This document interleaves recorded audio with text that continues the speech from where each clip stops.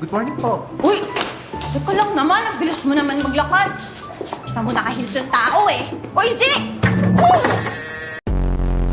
Aray.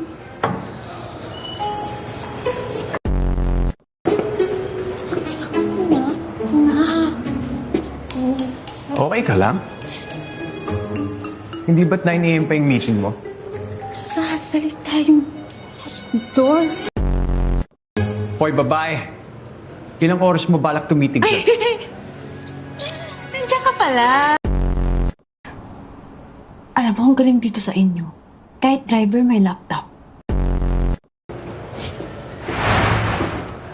In fairness, palabaw sila dito ah. Tsaka magalang talaga yung mga employees dito sa mga drivers. Ano bang inanda mo para sa meeting? Teka. Kailangan ka ng kanta? Hoy, babae! Kinakausap kita. Vic, pwede na kaya yung biskwit at saka juice? Ha? Okay. Mas gusto mo yung medyo shala-shala.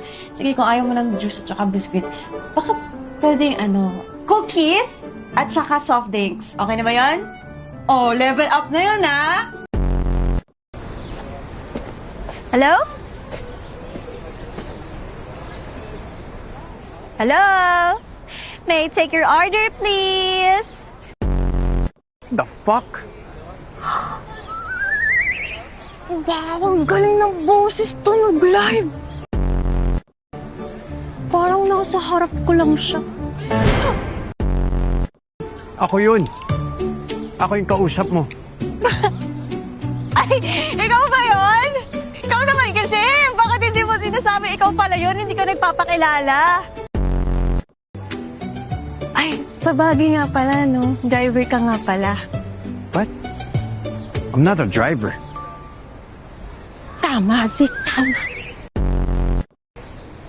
You can be more than that. Actually, you can be anything you want to be. Kaya kaya lang ng kayod, be. Okay yan, okay yan.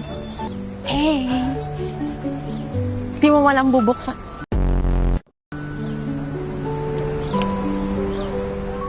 Thank you, ah. Thank you. Zik! Pwede na ako umuwi. Not until you sign all of these. Ito naman eh. Pinag-antay pa ako ng pagkatagal-tagal. Autograph ko lang naman pala yung kailangan mo. Mabuhay ang bagong kasal.